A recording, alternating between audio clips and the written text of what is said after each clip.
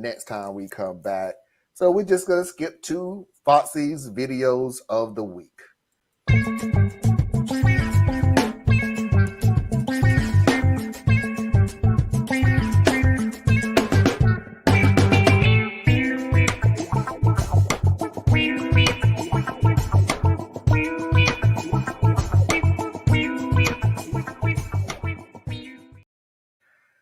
This first video, I pull it up for two reasons. One, it's an interesting subject to discuss.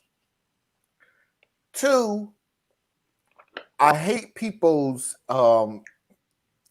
these type of people's argument style. And what I mean by that is I hate people who sit there and over talk the person that they're talking to, try to say it real fast and get you and got you and all this other stuff. I can't stand that argument style. I personally refuse to get into it with them, or I will purposely slow the conversation down. Now, you can talk fast all you want to, but I'm not. So I'm not going to match your style. Are you going to match mine? I don't know, but I'm not going to match your style, because what happens is what they do when they do things like that is you can make a full sentence that could be absolutely correct, but when they're trying to make you look incorrect, they're only going to take out 2 or 3 words out of that sentence. They concentrate on those 2 or 3 words to formulate another question. So that's the other reason why I brought this video up. So let's take a look. If they're religious and they believe homosexuality is a sin, that's not bigoted. Wait, yes, that is. Yes, it is. That is religion is bigoted. Religious people are bigoted. Religious beliefs that homosexuality is a sin is absolutely bigoted. So how, like, all Catholics are bigoted? If you believe that homosexuality is a sin, that belief is bigoted. So people who believe in the Bible, they're all bigoted? That's silly. I mean, listen, there are people who believe that. I mean, a lot of the population is religious and holds. I personally don't. And who's the least accepting of gay people? It's the white evangelicals. But U.S. Muslims, Muslims are more accepting of gay people in this country. That's how religious people feel about homosexuality. And that's wrong. That's incorrect. Well, it's not up to you to judge that, though. Wait. It's not up to you to judge that. How are they determining that it's wrong? Listen, it's not up to you to define for them how they feel about behavior. It's not up to them to define for you. But facts don't care. Wait, facts don't care about your feelings. But it's not. But it's. Okay, they both annoyed me. I'm sorry, they both annoyed me. No, I liked his approach because he was staying on cue. She was doing that thing that annoys me so much, which is you just start throwing vomit at me, and then as I go after one of the things you say, you then immediately pivot into a whole new trajectory, right?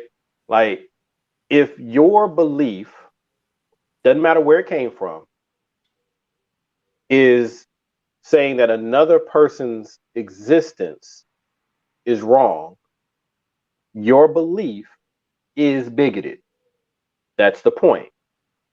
Her approach was to then say, Catholics don't agree with homosexuality, so you're saying Catholics are bigots. And he's saying, if your belief does this thing, it meets this definition.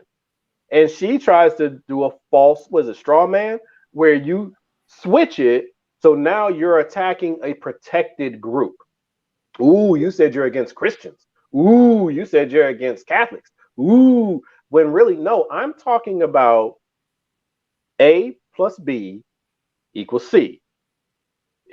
That's what I'm talking about. We're talking about an equation. And you're trying to make me go and debate a theory. So I liked his approach. He did good in my. But you saw how what the deal was, because he flat out said that statement is bigoted. If you believe in that statement, that makes you a bigot. And I'm sorry, miss, but if you assume that if all Catholics believe in that statement, which I have no data to believe that or not. I'm not even going to sit there and say that I do. But if you feel like they do, then the statement is still bigoted. If that person who happens to be Catholic believes in that statement, they're a bigot. If that person, or their view is bigoted, their view is bigoted. If that person who is Catholic do not believe in that statement, they're not bigoted. But what was her statement, though? That homosexuality is an abomination to God. Is a sin. Yeah. That was the statement. So, and here's the thing. And that's why you have to, like, really, when you get into these conversations, you got to figure out what version of reality are we going to be working in. Because if you're talking to a religious person and their whole basis is going to be their religious foundation, then we need to operate within that realm. So let's confirm that that's what we're doing, because I'm more than willing to use your text against you if that's what we need to do. But what we're not going to do is take your text, which is just your belief system. It is not fact. It is only fact to you because it's your belief system. So I am not subject to your belief system, nor are you subject to mine. So what we're not going to do is use my belief system to fight your belief system. It will never work. We'll never get anywhere. It's a wasted argument. But what we can do is, okay, we're either going to have a secular conversation or a religious conversation. Now, if we're going to have a religious conversation, let me walk you through all the ways that your religion is showing your behavior to not line up with your faith. If we're going to have a secular conversation, then your religion has no place in this conversation. None. And what people don't like is they don't like to agree to those ground rules because they want to be able to shift between the two and have you running all off chasing shadows. Yeah, she like I said, the style is Tucker Carlson. Why do I keep forgetting Ben Shapiro? Ben Shapiro. Yeah, that's a fast talker. I'm the fast talker. I'm going to talk and I'm going to try to get you to say something that you, one, never really did say, or two, I just took a couple of words out of your sentence and I'm going to concentrate on that. And then I'm going to slow down to make sure that everybody understands that these are the words that you said, not the words that I said. It's a form. And like I said, my thing is that I'm going to slow down the way I talk. And I'm going to get my words out. And I even literally will call you out if you try to overtalk me. Because if you're trying to overtalk me, then I'm going to assume that you want to hold a conversation with yourself. And if you want to hold a conversation with yourself, then I don't need to be in the room with you because you're apparently want to talk and hold a conversation with yourself. I'm sorry that I grew up holding conversation with people. I did not hold conversation with voids. So if you want to hold a conversation with me, I will have a spirited conversation with you. Everybody sees how this show is. We get loud on this show holding conversations. But we try not to speak over each other. We try not to take 2 or 3 words and make an entire paragraph out of it. You do not. You really do take this statement. And I'm talking about, well, I don't believe. Well, your belief, is that what we're talking about now, what you believe? That's literally not what I said. If you're going to take 2 words out of it and make a full other sentence, that's nowhere near what I just said. And I don't like people to hold that conversation. If you want to hold that type of conversation, please go do it with somebody else. And if you want to put me down and say, oh, you don't want to hold the tough conversations. No, technically, since you're trying to speak to the sound of Speedy Gonzalez, you don't want to hold this conversation. You just want to hear yourself talk. And the funny thing about 2 people holding a conversation with one person want to hear themselves talk, I'll let you talk. I don't have to be there. Have a ball. We come back to me later and figure out which you decided that you agreed on. But I ain't got to be there. I got plenty of things to do. Like my cousin said, if I don't do nothing but go outside and jump up and down in the rain, it's better than holding a conversation with you. We know they have no honest debates when they consistently interrupting, talking over, telling them what they think by rewording what they. And Mickey, they're not trying to. They're literally not trying to. And the people that keep falling for this is mind-boggling. For one, slow the conversation down, make them slow down. And if they're not going to slow down, then excuse yourself. And tell the reason why you're excusing yourself. I'm sorry. I cannot hold a conversation with somebody who decides upon themselves to ask and answer their own question. I'm not Mehdi, a conversation with you. Mehdi Hasan, he has that book that he just wrote about how to win an argument or whatever the right words are there. And one of the points he was making is there are a lot of debate styles. I never took debate when I was a kid. I wish I had, because I would have been great at it. I did a lot. I push my kids towards it because I have debates with my kids all the time just to sharpen their skills. Because if I can show you how to outsmart the person that you're dealing with, then you won't have as many physical conflicts, right? Because people who are not very bright don't want to spend a lot of time fighting with you. They just don't. So if you become known for that person that you don't want to have that kind of verbal wordplay with, people tend to leave you alone. Unless you're an asshole, then you got to learn how to fight. But I think that debate is very important.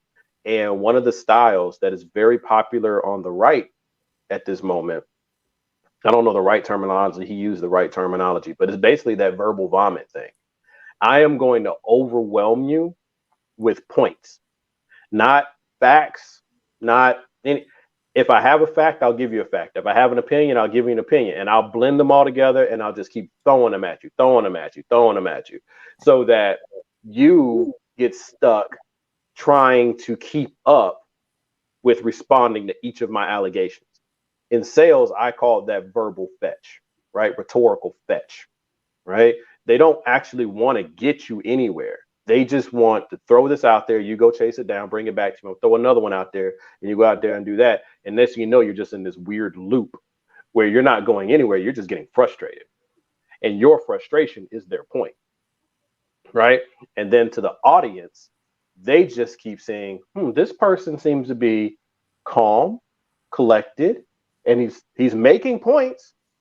And the other person isn't really answering their questions. So this one must be right. That's their game. But what you do when you have those verbal vomit moments is, okay, pause. Like Marlon said, you pause. You let them kind of run their mouth some. You pick which point out of all them many points that ain't thrown out there you want to deal with. And then you take it, you rephrase it. You say, okay, so let's take what you were saying piece by piece. Now, one point you said was this. Rephrase what they said to you, give it right back to them. Is that what you said? So you're saying then that this is blah, blah, blah. Like, that's how you break that chain. But you have to be practiced in it, or else you kind of get lost in the sauce and you just... And when unfortunately, our news networks, MSNBC, CNNs, and all them jokers, they don't do follow-up questions. So you never see it in action. Unless you watch Mehdi Hasan, because he'll get people. Or Pete Buttigieg. Or Pete, yeah. Because I'm really good at it. I'm really tired of y'all just, damn well you ain't going to win an argument with Pete. Stop it. Just stop it. I wouldn't invite him on to nothing. Literally. However you feel about Pete, fine. But stop trying to debate this dude. Oh, and then my new friend that Thea's introduced me to. Oh, why do I forget his name? Black Power guy. The guy who actually coined the phrase Black Power. Oh, Stokely Carmichael. Yeah, Stokely Carmichael. But what was his other name? Kwame Ture. Thank you. I can never remember that. I was like, well, you got to look at some of the debates. Both. There's going to be a show because I literally. Was he Stokely Carmichael first and then Kwame Ture, or was he Kwame Ture and then Stokely? Oh, okay. Yeah, there is a great debate that I have that I'm going to do a whole show on because they have a multitude of 60s and activists, and Stokely Carmichael is on there. It was a phenomenal watch. There's a reason he's my hero. For political heroes, I place him above Malcolm. That's how much I love hearing that man speak, and the way he talks and the way he dissects things is it's a masterclass. The only person who I would say may be able to rival him would be like James Baldwin. But James Baldwin had a different approach to how he did things. But you watch some of the old, like, just go back and watch on YouTube because they got all kinds of videos for it. Stokely Carmichael, Muhammad Ali, because that boy was bad too when you got him in some of those interviews. And of course, anything with Malcolm. I was about to say Malcolm X had a style. Malcolm X. Not poo-poo on Malcolm X. Yeah, Malcolm X wasn't this radical blah blah blah yelling at everything else, but his delivery was so. This is the facts. You're not gonna change my mind. This is how I feel. This is how my people feel. This is what we want. This is what we don't want. And it's just, you look at him and you get mesmerized by not his, but it's more like he's just flat out just telling you nothing that you can do or say is going to change